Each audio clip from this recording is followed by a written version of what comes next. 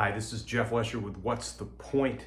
And I just want to give a coda to the emergency can't wait what's the point of last week, that I was just one of many voices that were raised against the ridiculous, offensive, unnecessary hiring of Chris Doyle by the Jacksonville Jaguars.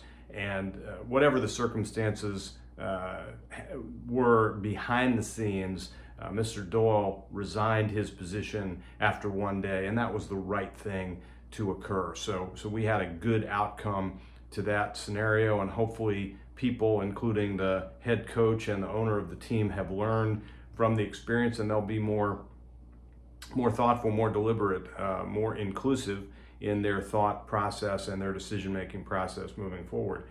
And that's an appropriate segue into this week's point, which has to do with the idea of taking good thoughts and turning them into action. Because without that transition, without being able to activate, to operationalize, we are just talking. And if we just talk and talk about the same things a lot and nothing really ever changes, that's kind of annoying. In fact, I would say it's freaking annoying.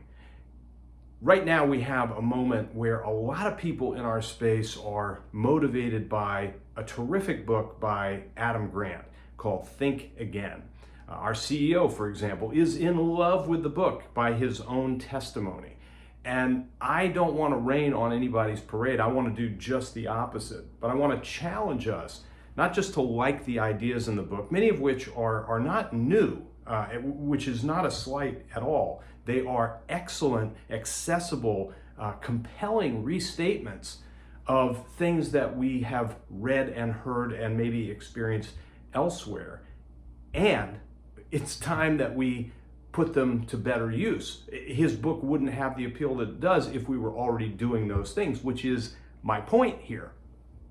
So what are some of the ways in which we can better operationalize some of these concepts, and what are some of the concepts? So I want to focus on the broad idea of safety to be part of a group, safety to be a learner, safety to contribute, and safety to challenge. Now, those four elements are borrowed from the work of Tim Clark and the 4 stages of psychological safety. Tim heads a group called Leader Factor and is a former colleague of mine, and he's done some great work in this space. And I think having those dimensions are helpful just as construct. And they tie back to Grant's encouragement for us to constantly challenge what we're doing, to consider rethinking it, and maybe to try different ways to do it and how to do it. And a couple of the really primary concepts that I love are the group dynamic that can be employed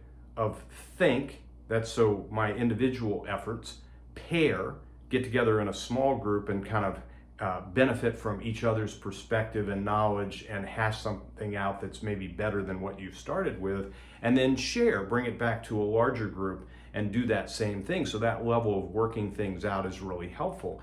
And that if you, and this is really interestingly consistent with the work of Marilee Adams from a different perspective with regard to being a learner versus a judger, Grant says, don't judge yourself in this iterative creative process that is come up with a great idea and then map it out in a rough draft and assess it and then basically tell yourself you're the stupidest person in the world, versus maybe the idea that you came up with is not the best idea in the world, at least yet. If you judge your work versus judging yourself, you're better able to work through this. But ultimately, this does come down to the safety, and this is something that's not really understood well by most of us, the safety in which you can be wrong, essentially. That the judgment that we fear by ourselves and by others can keep us from trying things that are new. And one of the observations that Grant makes in his book, again, not for the first time, but very adroitly, is that the A student tends not to be able to learn as well, to rethink beyond what they're already given, because they don't want to mess up the A sort of go back to the work of Benjamin Zander, who told us almost a decade ago, if I let my incredibly talented music students give themselves an A at the beginning of the semester, and we take that off the table, they're actually much better able to learn and create because the pressure is off to get the grade, which changes the dynamic that we're willing to engage in.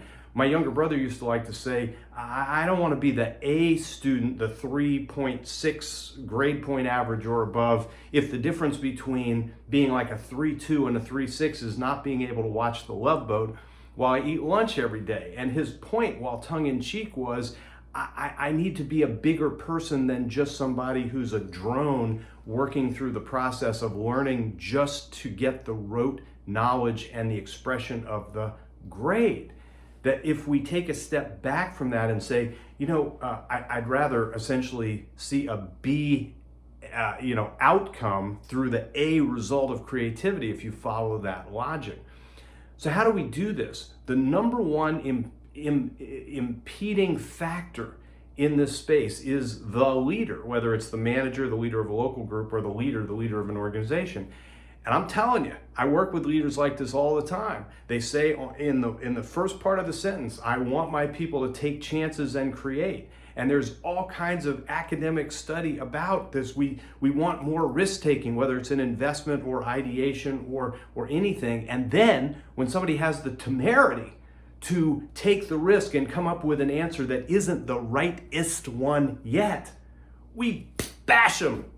We take them down. Why did you do that? How did you do that? I can't believe you did that. You should have checked with me first. And there's some truth in maybe that last piece.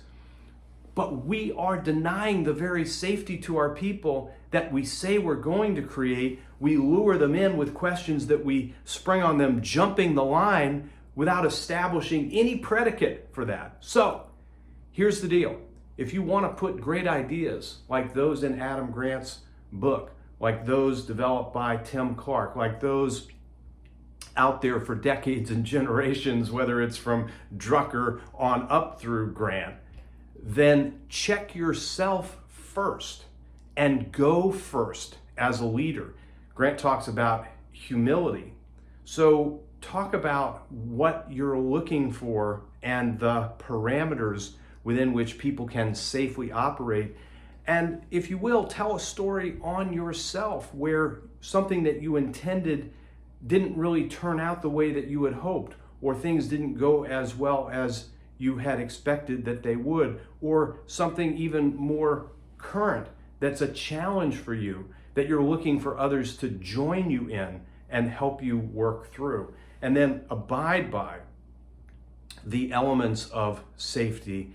Ask questions that are not intended to poke holes in the person, but to help come up with a better idea. Laud what you have and help evolve it to better.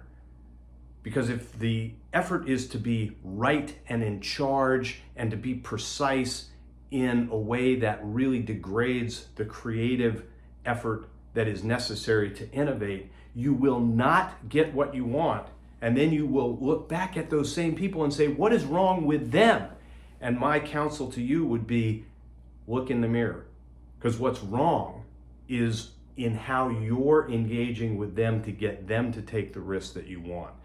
A lot of great concepts, and it's just talk unless we challenge ourselves to put them to good use following some really straightforward steps, which start with go first, be real, and then abide by the very safety factors that you lay out. Because when you don't, it's twice as bad, probably more, than if you hadn't even gone down this road at all. And if you want to be really successful as an organization, you got to go down the road. That's the point.